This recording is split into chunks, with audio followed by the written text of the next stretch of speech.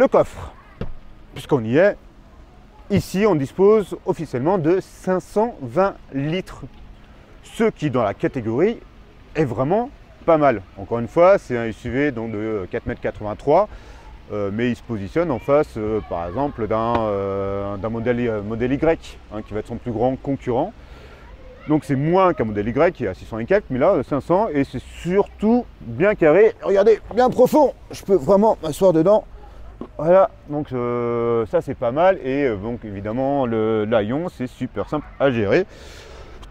Mais la surprise c'est qu'on a droit à un frunk de plus de 50 litres. Il faut qu'on trouve le moyen de l'ouvrir et on va vous montrer ça tout de suite. Parce que ça reste toujours le bordel.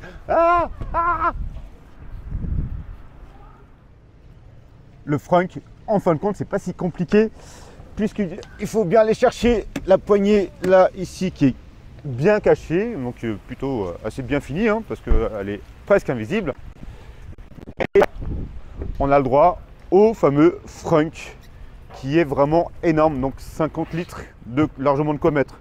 Câble, valise de cabine, tout ce que vous voulez. Donc ça, c'est vraiment un point positif. Surtout, encore une fois, on est sur la version traction intégrale, donc il y a bien un moteur à l'avant. Logiquement, ça doit laisser moins de place. Et là, ils ont vraiment réussi à faire ce frunk. C'est une très belle surprise, c'est très pratique. Ça, c'est un vrai point positif. Pour une électrique, c'est vraiment très bien.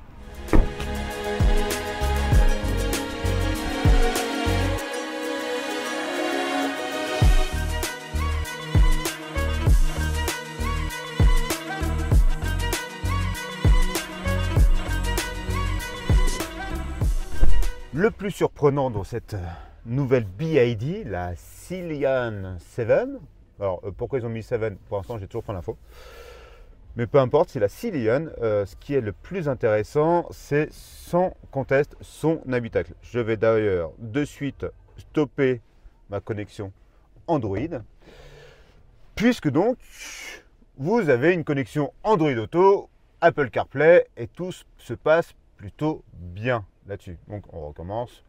On a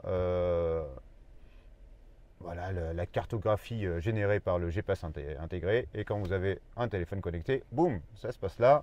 Et après c'est tout l'environnement classique de Android Auto pour mon cas, ou Apple CarPlay, et les choses se font plutôt assez naturellement, et surtout on profite de cet écran de plus de 15 pouces. C'est plus grand que mon ordinateur portable, c'est immense. Et il est réactif, il est bien visible, il est plutôt assez bien placé dans cette configuration à l'horizontale, parce qu'on peut le mettre à la verticale, mais pas quand on utilise Android Auto ou Apple CarPlay. Autre écran à bord, c'est celui du cockpit, celui du pilote. Ici, vous avez le droit à une dalle de plus de 10 pouces, qui est configurable, mais qui est lisible. Mais ils adorent là ce petit truc ici au milieu là qui sert à rien, où on voit où on se met dans les fils. C'est assez dommage. Moi j'aurais préféré avoir plus de place pour le compteur de vitesse, pour la consommation et ces choses là. Non, ils veulent absolument avoir ça au centre. Il est configurable, mais pas du tout à souhait. Encore une fois, c'est une question de vue des choses, et les Chinois adorent tellement tout ce qui est technologique, même si ça sert à rien, qu'ils le mettent partout, parce que pour eux, ils achètent de la technologie, alors que nous, on achète une voiture pour le plaisir et pour faire d'autres choses. Donc bon, peu importe. On revient sur le mobilier, parce que c'est une évolution notable. Le mobilier est plutôt élégant. Ils ont simplifié au maximum. Regardez ces planches de bord là, voilà, elle est rectiligne, bien horizontale.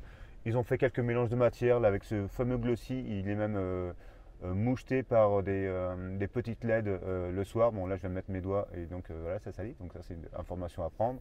Vous avez là ce plastique qui est graphiquement un peu spécifique, une bande chromée, et tout ça est mis en avant avec cette boursouflure là en plastique, mais qui donne presque un toucher de daim. C'est assez sympa. La partie haute avec du faux cuir à surpiqûre, pareil, c'est plutôt agréable au toucher. On descend un peu, vous avez la ventilation, et là on arrive sur la console. Donc ici on a le droit à 2 emplacements attention, arnaque. Premier emplacement, génial, il y a de la ventilation pour de la recharge à induction qui tourne donc à 50 watts. On se dit, oh, c'est génial, c'est top. En effet, ça l'est. C'est comme ça, c'est pouce en l'air. Il n'a jamais chauffé. C'est très très rare. Top. Sauf que je le mets là, bah, il n'y a rien qui se passe. Vous avez un seul chargeur à induction. C'est assez étrange. Donc, il faut à chaque fois jongler avec son téléphone pour être sûr de charger. Je ne comprends pas trop le délire. Bon, peu importe.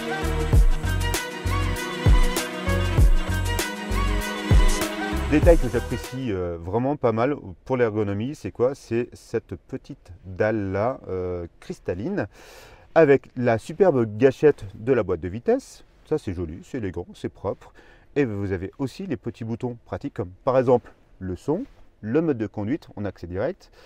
Ici tout ce qui est information de recharge et le stop and start qui est effectivement ici. Autre chose que j'apprécie bien dans cette console centrale, c'est les rangements. Ils sont plutôt pléthoriques. Ici, vous avez vraiment, alors je ne connais pas la contenance, mais c'est vraiment très spacieux. C'est vraiment bien.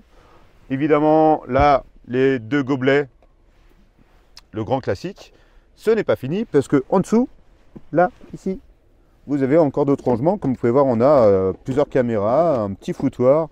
C'est vraiment pratique.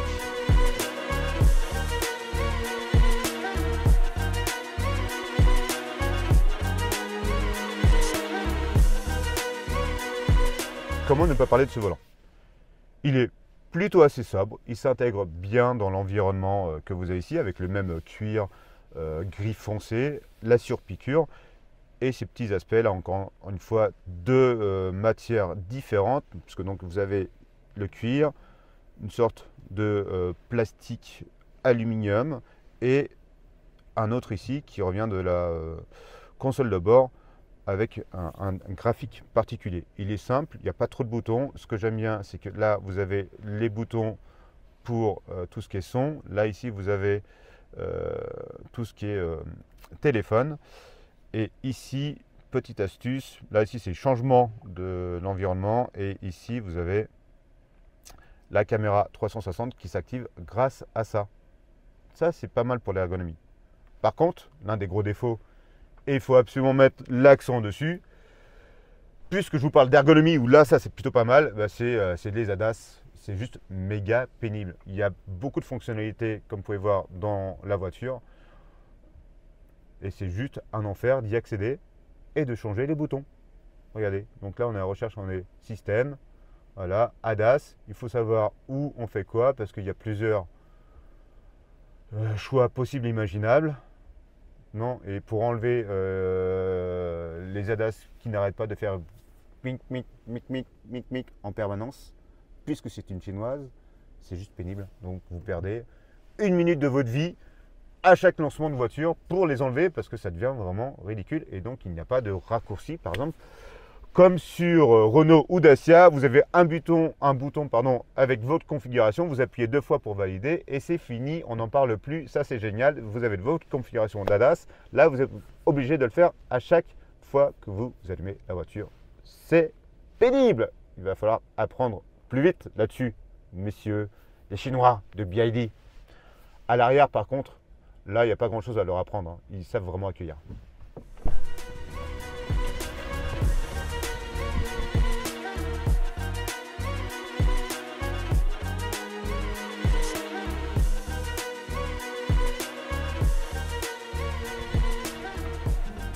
S'il y a bien une chose qu'ils savent faire, les constructeurs chinois, c'est accueillir à l'arrière. Là, on est carrément dans une limousine. Déjà, les sièges sont moelleux, vraiment, franchement moelleux, légèrement enveloppants. À l'arrière, c'est vraiment une première. Et regardez l'espace que j'ai au genou. C'est gigantesque. L'une des raisons pour avoir cet espace au genou totalement délirant, c'est que vous avez un empattement, donc la distance entre le train avant et le train arrière de 2,93 m. C'est l'un des plus grands du marché dans cette catégorie, dans ce genre de véhicule. Regardez, c'est fabuleux. Et franchement, je suis bien. De plus, vous pouvez gérer l'inclinaison du dossier. Ça c'est aussi, c'est vraiment une très bonne idée. Et regardez, j'ai tout ce qu'il faut pour mettre gobelet, téléphone, j'ai du rangement sur la coudoir. Non, franchement, derrière, on est très bien. Surtout, encore une fois, aussi parce que même si vous avez une ceinture de caisse très haute, donc une visibilité arrière ici plutôt restreinte, vous avez ça. Un toit panoramique gigantesque. Incurvé, c'est une vraie prouesse de le faire, c'est assez compliqué. Et eux savent le faire, ils savent mettre les moyens et c'est juste vraiment, ça inonde de lumière dans l'habitacle et c'est vraiment à l'arrière qu'on en profite le plus parce que vous n'avez pas le montant comme les passagers avant et c'est vraiment très agréable. Autre chose, vous avez votre ventilation personnelle et vous avez même les sièges chauffants là. C'est juste top. Bon, on va pas parler de la sono et ces trucs-là, mais voilà, on est vraiment sur du très haut de gamme. On est bien, c'est top. Là-dessus, c'est vraiment bien derrière. Peut-être mieux que l'avant. Moi, non, je sais pas. Non, ils savent faire.